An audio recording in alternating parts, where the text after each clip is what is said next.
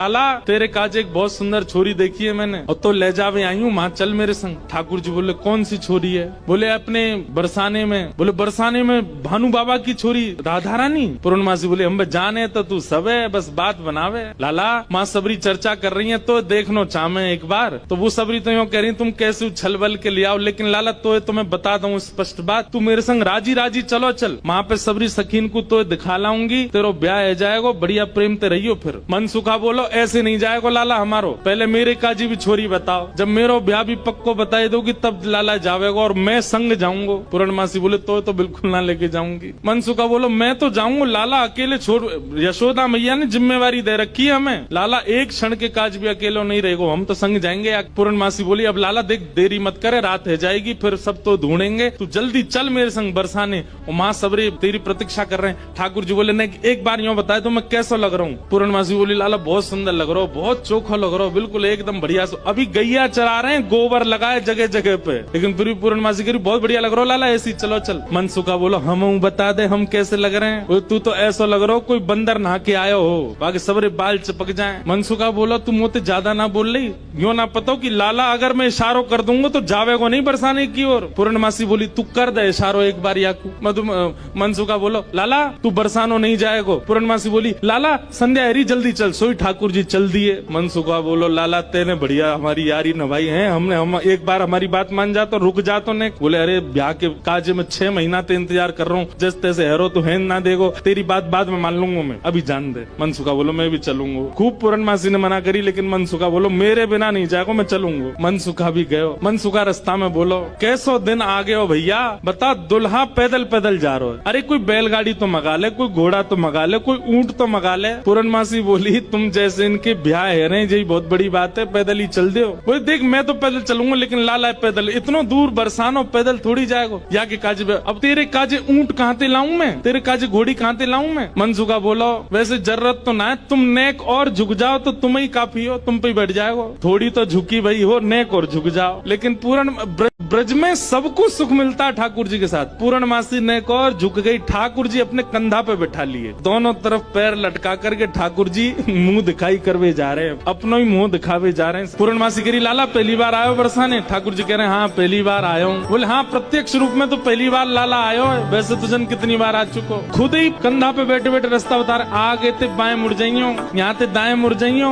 यहाँ ते सीधे चलियो, वही है। अच्छा पहली बार आयो तू? ठाकुर जी बोले ना आ चुका हूँ, लेकिन स्वप्न में आयो, स्वप्न में देखो मैंने बरसानो। लेकिन जैसे ही ठाकुर जी पहुँचे बरसाने, हर घर में मानो जैसे आनंद की अपने आप लहर छाने लगी, चंदन की सुगंधी आने लगी, शीतल वायु सबके अंग को स्पर्श करके आह्लाद प्रकट करने लगी। जिस रूप माधुरी का दर्शन आज तक नंदगांव गोकुल की गोपियां करती थी, आज उस रूप माधुरी का दर्शन बरसाने की गोपियां कर रही हैं। हर घर में गोपियां अपनी अटारियों पर खिड़कियों पर आकर के खड़ी हो गई हैं, श्याम सुंदर की मनोहर झांकी को देख रही हैं। पूर्णमासी जैसे ठाकुर जी को लेकर के कीर्ति भवन में पहुंची है, आहा सामने से कीर्ति मैया ने पहली बार लाला को देखो है, क्या रूप झांकी, क्या ठाकुर जी के सुंदर नेत्र, क्या ठाकुर जी की छवि।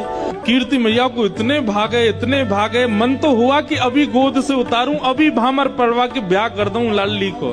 लेकिन जाए करके जैसे ही पहुंचे तो पहुंचते ही स्वागत ही ऐसा कि अच्छा तो जई है वो कारे कारे कारे काले कलूटे। ठाकुर जी की रूप माधुरी पर ही आक्षेप करने लगी सब। ठाकुर जी को बैठा करके सब सखियां घेर करके बैठी हैं और अब आपस में चर्चा करनी है। बीच में मन सुखा भी बैठा है। सखियां आकर के बोली मैया जमाई तो आयो संग में, मुंह दिखाई करवावे आयो संग में, पर ये अपने गांव ते बंदरन ने काई को लिया आयो संग में। मनसुखा बोला हम बंदर ना है, हम लाला के सखा हैं, हमारे कहे बिना कछु ना करे लाला। हम कहें तो उठे, हम कहें तो बैठे, हम कहें तो चले, हम कहें तो सोवे, हम कहें तो खावे। धीरे से देख रहे हैं ठाकुर जी, अब की मान जाइयो अगर कछु कहें तो, पिछली बार तो चल दियो। सब सखियां ठाकुर जी को कोई कान पकड़ के देख रही है, मैया कान तो ठीक है, आके नाक पकड़ के देख रही, मैया नाक ठीक है या की, आंखन में घूर घूर के देख रही, बोले मैया आंख ठीक है या की। मुखमंडल देख रही हैं, हाथ देख रही हैं, पाम देख रही हैं, चलवा के देख रही हैं, चलवा के देख रही हैं, सब गोपी कह रही हैं मैया चाल तो बढ़िया है, लेकिन नेक ऐसी लगे जनानी जनानी सी, जनानी समझे, ऐसा लगे नेक नेक कोई छोरी चल रही है का। अरे ना है लाला, हमारो जब गैया चरावे जावे तब देखो बिल्कुल ऐसी मर्दानी सी चाल चले, ऐसा मत कहो। सब ठाकुर जी को घेर करके विविध विविध प्रकार की बातें कर रही हैं। एक गोपी बोली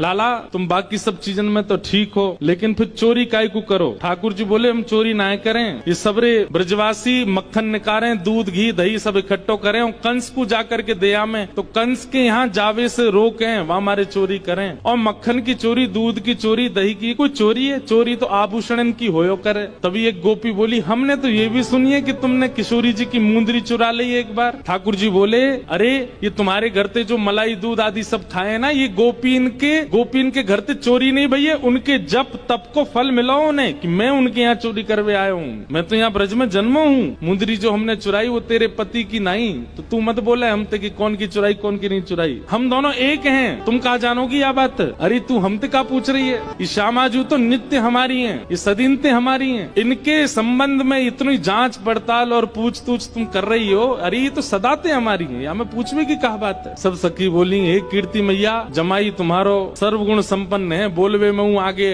उछलवे में हूँ आगे, चोरी में हूँ आगे, सब चीजन में निपुण है। इतनी देर से बात बना रहे, कभी मनसुखा कछु के, कभी गोपी सब कछु के हैं। सब गोपियां बोली भैया देखो ये मेल बन नहीं रहे हो ब्याह को। बोले क्यों ना बननो? बोले बात यहीं आके अटक रही है कि लाला तुम्हारो कारो है, हमारी किशोरी जी गोरी है। अब ये सबरी ज्यादा ही कारो कारो करन लगी तो मनसुखा ने पकड़े ठाकुर जी के हाथ, बोले चल लाला ऐसी जगह हमें ब्याह ना करना जहाँ पे हमारी न को लाज नहीं है, न को हमारी इज्जत नहीं है। ठाकुर जी जैसे ही जान लगे मनसुखा के संग, इतने में ही सब गोपी दौड़ के गई और भीतर से किशोरी जी को लेकर के आई। आहा, अब यहाँ मनसुखा ठाकुर जी को खींच रहा, ठाकुर जी स्तब्ध खड़े, क्यों? सामने से किशोरी जी आ रही हैं। सब गोपियों में और मनसुखा में आपस में चर्चा होने लगी। अरे भैया मनसुखा तू अपने लाला यहाँ ते ले जा। बोले काय को? बोले हमारी किशोरी जी तो कमल जैसी, उनके सामने जो भोरा कितनो बुरा लगेगो, बगल में बैठो कैसो लगेगो, या हमारे तुम तो यहाँ ते ले जाओ। ये कितने मुस्कुरा के सुंदर लग रहे हो, पर किशोरी जी के आती इनकी सबरी मुस्कुराहट फीकी पड़ेगी। सब सखियां कह रही हैं बोले ले जाओ अपने लाला कहीं और ही ब्याह कर लो। तो फिर अगली पंक्ति में मनसुखा कह रहे हैं क्या? जैसी संध्या है जाए सु कमल मुरझा जाए, अपनी पंखुड़ी ने समेट ले, ऐसे ही लाली आपकी कितनी सुंदर हो, कितनी खिली कमल सी हो, लेकिन लाला के आते ही इनके समस्त तेज को, समस्त योग को, समस्त बल को हमारो लाला ले लेगो। ऐसा है नहीं, पर मनसुखा कह रहा है, मनसुखा कह रहा हूँ हमारो लाला जैसी लाली के बगल में बैठेगो, सबरो तेज तुम्हारी लाली को अपने अंदर ले लेगो। ठीक है हम अपने लाला ले जा रहे हैं। और जैसे ही ठाकुर जी को हाथ पकड़ करके मनसुखा ले जाने लगो, दो चार सकीन के मुख मुरझाए गए। तो मानो जाते जाते कह रहे हैं मन में पछताऊं मैं, अभी भी समय बोल दो तो हम रुक जाएं, लाला ती ब्याह करा देंगे श्री जी को। हमें पता है मनी मन तो आप सब लोग ये सोच रहे हैं कि आपकी किशोरी जी से भी ज्यादा सुंदर आपको वर मिल रहा है। जैसे ही हाथ पकड़ करके ठाकुर जी को मनसुखा ले जाने लगो बरसाने थे, इतने में ही सखी गई और भीतर से किशोरी जी को लेकर के आई। मनसुखा कह रहा हूँ मेरो लाला मेरी बात माने, अब मैं कह रहा हूँ चल लाला देख मेरे संग नंदगाम जा रहा है। इतने में सखी सब किशोरी जी को लेकर के आई। ठाकुर जी जा तो रहे थे मनसुखा के संग, लेकिन जैसी किशोरी जी आती दिखी ठाकुर जी तो वहीं स्तब्ध रह गए। मनसुखा खींच तो ही जा रहा, ठाकुर जी हिल नहीं रहे, वहां से सामने देख रहे। लाला कहा वे कौन को देख रहे हो? ठाकुर जी तो दूर से ही बलैया लेने लगे, तरण तोड़न लगे किशोरी जी को देख करके। किशोरी जी को देख करके ठाकुर जी तो मुस्कुराने लगे और वहीं स्तब्ध रह गए। किशोरी जी देख के ठाकुर जी रुक गए। सब सखियां बोली हाँ मनसुखा ले जा लाला नंदगाम ले जा, चल रे लाला चल मेरे संग। ठाकुर जी बोले तू चलो जा, मैं तो ना जा रहा हूँ, मैं तो यहीं रहूंगा, श्री जी के सन्मुख ही विराजूंगा मैं। मनसुखा बोलो लाला आज तेने मेरी 2 बार नाक कटवाई है, एक तो तेने पूर्णमासी के सामने कटवाई, दूसरी अब सकीन के सामने कटवाई दे। बोले तेरी तो नाक कटेगी, मैं संग चलोगो, मेरो तो संबंधी कट जाएगो, तेरो ब्याह ना है, तू तो चाहे कि मेरो नहीं हो, मैं तो करके आऊंगा ब्याह, तू चलो जा। और वहीं किशोरी जी जैसे ही आई हैं, आहा सेज पर ले जाकर के किशोरी जी को बिठाया, सुंदर सिंहासन पर किशोरी जी बैठी हैं। और तभी ठाकुर जी बगल में आकर के बैठे। जैसे ही ठाकुर जी आकर के बैठे, सब बरसाने की सखियां गोपियां कीर्ति मैया सब नजर उतारने लगी, आरती करने लगी। आहा इतने सुंदर लग रहे हैं दोनों, आनंद में भर गए सब। ठाकुर जी तो बस किशोरी जी को ही निहार रहे हैं और कोई छवि नेत्रन में आई नहीं रही है। ठाकुर जी तो ऐसे निहार रहे हैं मैं मानो जैसे नवीन कोई उपमा प्रकट किशोरी जी के सामने सामने जैसी बैठे कीर्ति मैया से पूर्णमासी बोली, मैया देख लो कैसी छवि लग रही है, कैसा अद्भुत लग रहा है स्वरूप। मैया बोली, ना मैं तो मनी वैसे ही चिंता कर रही, वास्तव में ऐसा लग रहा हो कि जैसे मानो हमारी लाली और ये लाला दोनों एक दूजे के काजे ही बने हैं, दोनों की छवि एक दूजे के काजे ही प्रकट भई है। आहा। ठाकुर जी के बगल में बैठते किशोरी जी कैसी लग रही है, मानो जैसे किशोरी जी तो कोई स्वर्ण की अंगूठी है और वह स्वर्ण की अंगूठी में नील मणि श्री कृष्ण लगे हुए। दर्शन करके सब सखियां, सब बरसाने की गोपियां निहाल हो गई। सब कहने लगी, मैया अब तो तुम मुहूर्त मत करवाओ, अब तो तुम कोई की प्रतीक्षा मत करो, ब्याह कर ही दो, आज लाला सही हाथ पड़ गयो आगे। कीर्ति मैया मनी मन विचार कर रही, बोले विवाह तो मन में तो है ही चुको है, मन में तो सबके भामर पड़ गई है ठाकुर जी की और किशोरी जी की। ठाकुर जी से सब लोग बोलने लगे, बोले देखो रूप में सुंदर है वे ते काम नहीं बनेगो, हमारी श्री जी के समान गुण है कि नहीं तुम्हारे अंदर। मनसुखा बोलो, बोले देख लो जो कहोगे हमारो लाला करके दिखाई देगो, सब करबे में निपुण है हमारो लाला। मनसुखा कहने लगा, लाला वंशी बजाए के दिखा दे इन लोगों। ठाकुर जी ने जैसे ही वेणुनाद अपने अधर पर धारण करी, वंशी अपनी कोमल उंगलियों से उसके चित्रों को आच्छादित करते हुए जैसे ही प्राण पिरोए वंशी में, आधे से ज्यादा जितनी सखियां वहां खड़ी थी सबको मूर्छा जैसी आने लग गई। जिन जिन पर किशोरी जी की दृष्टि पड़ रही थी केवल वो बची, बाकी सब तो जैसे मूर्छित होने लगी।